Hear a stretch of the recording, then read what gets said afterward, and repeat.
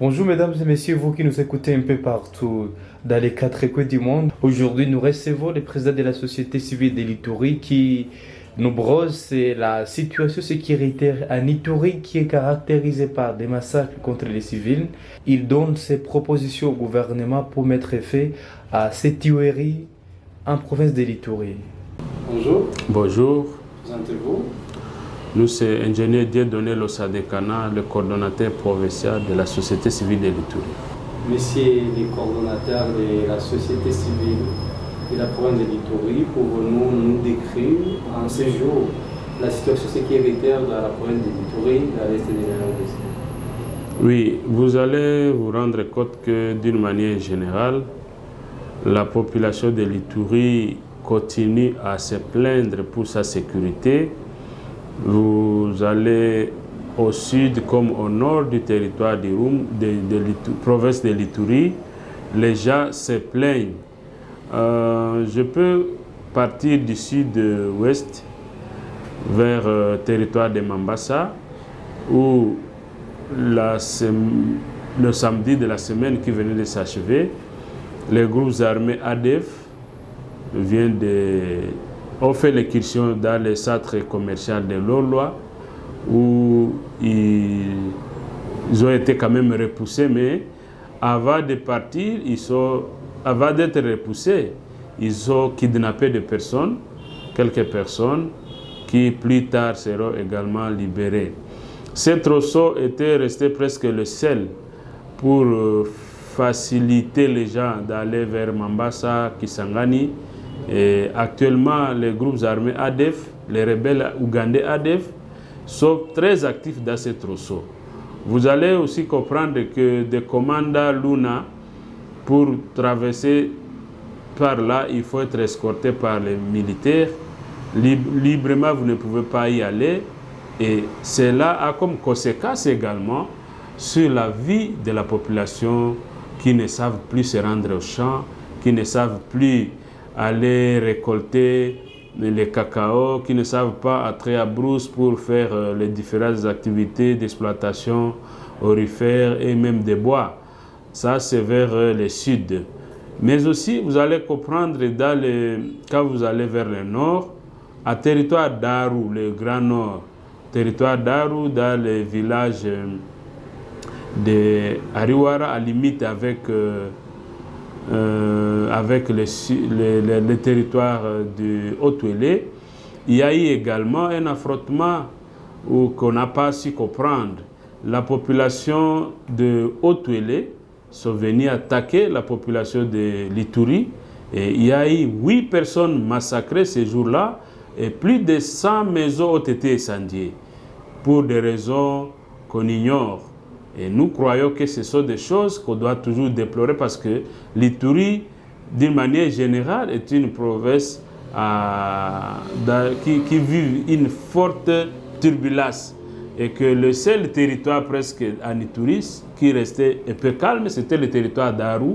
Malheureusement, avec ce qui s'est passé entre le territoire de Ouacha et le territoire d'Aru, nous avons peur que si l'État ne prenait pas rapidement la situation en main, que le territoire de Aru malheureusement retombe aussi dans le cycle de violence. Nous rentrons à Mahagi, où le groupe armé Codeco opère souvent dans plusieurs territoires, plusieurs chefferies, dans la chefferie de Walendouati, dans la chefferie de Wagongo, dans la chefferie de Mukambo, dans la chefferie de Djoukot. Ce sont des chefferies frontalières avec le territoire de Djougou où les groupes armés commettent des dégâts régulièrement. Dans le territoire de Djougou, mêmement, vers la RN27, ce dernier temps, c'est plutôt sur cet axe que soit le véhicule qui passe tombe dans les mains des groupes armés, tue les chauffeurs, et dans les villages autour de cet axe-là, sont aussi régulièrement attaqués, même voire vers le lac Albert. Donc d'une manière générale, la situation n'est pas encore calme, bien que depuis un moment donné, sur l'axe Bambou, Igabaré Bambou, on observe un peu d'accalmie, mais de l'autre côté, sur l'ensemble des territoires, la situation n'est pas du tout calme. Et je crois que d'une manière générale, c'est ce que nous pouvons dire à ce jour.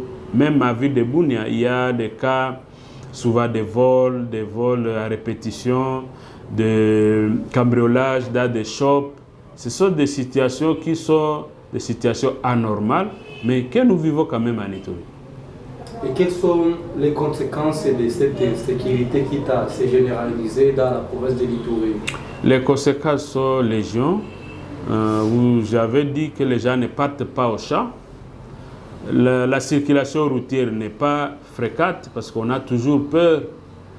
Les pêcheurs, une bonne partie du littoral du lac Albert, les gens ont peur d'aller même sur les lacs pour faire la pêche. Et ce sont des conséquences énormes sur la vie économique de la province. Ces véhicules qui doivent circuler le long des routes, quand on tire sur les véhicules, quand on brûle les véhicules, je pense que ça rend la vie difficile. Aujourd'hui, les denrées alimentaires sur le marché coûtent cher.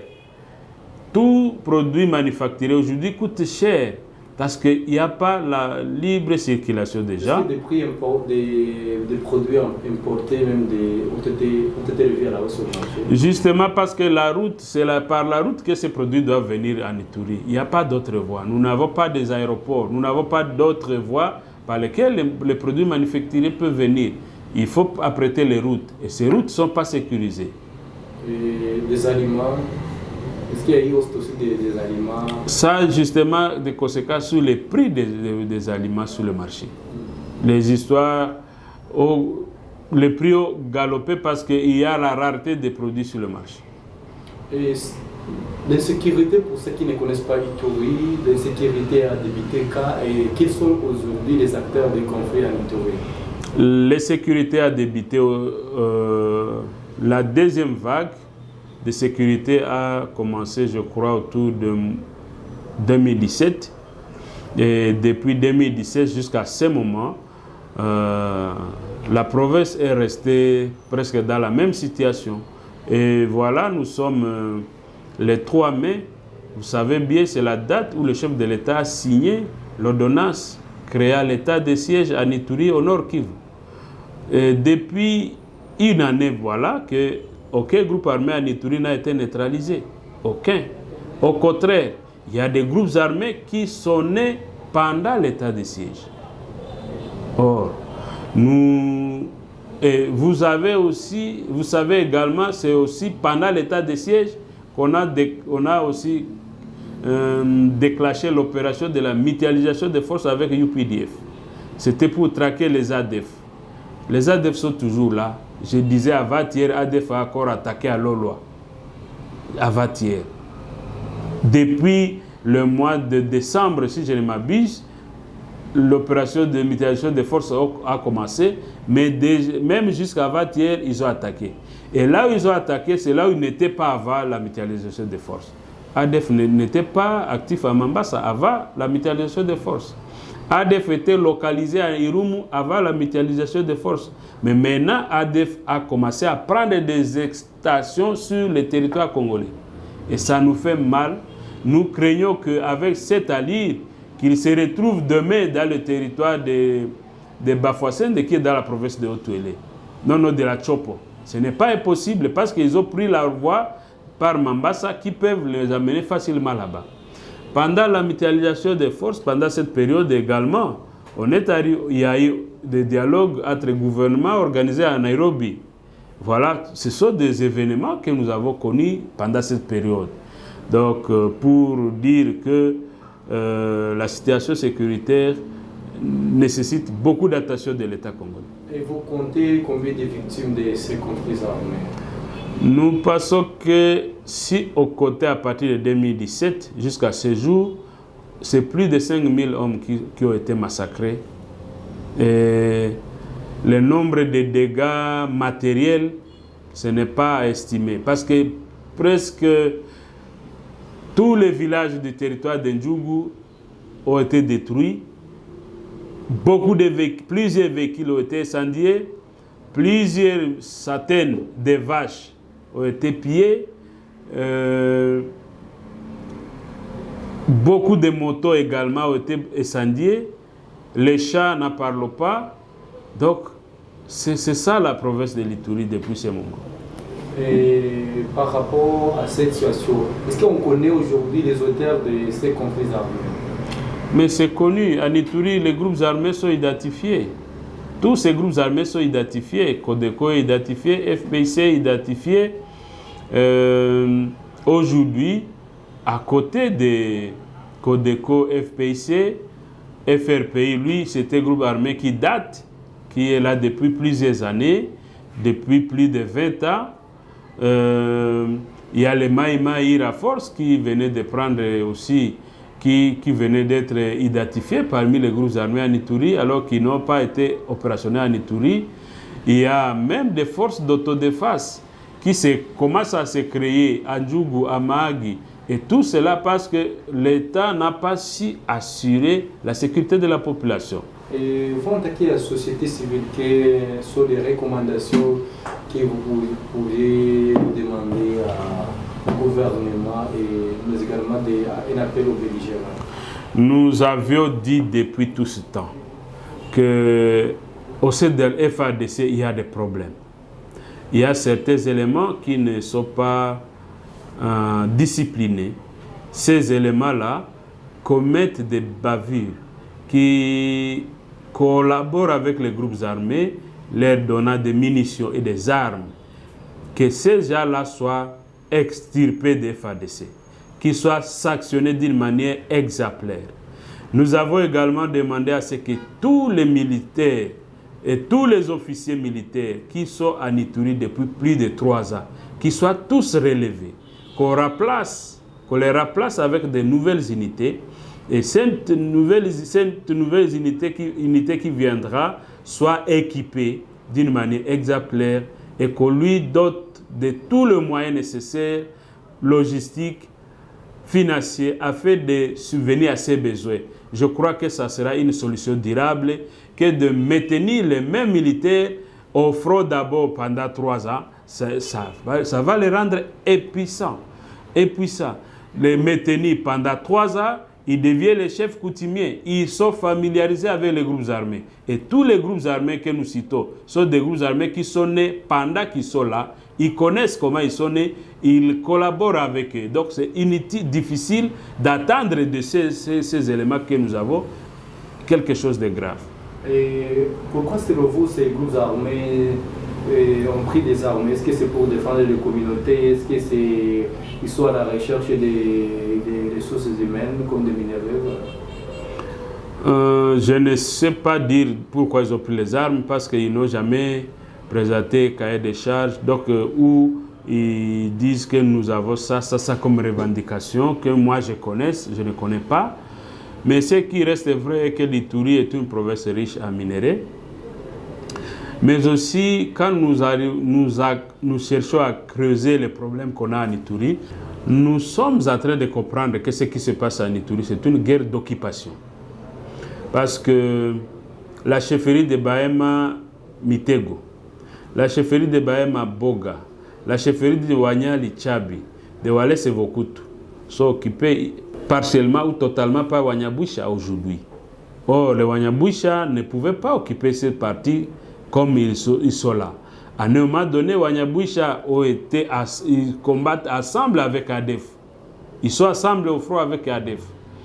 On a décrié cette situation. Mais ça n'a pas empêché à ce qu'ils continuent à exister jusqu'à ce moment où nous vous parlons. D'autant plus qu'ils sont là, ils ont chassé la population locale.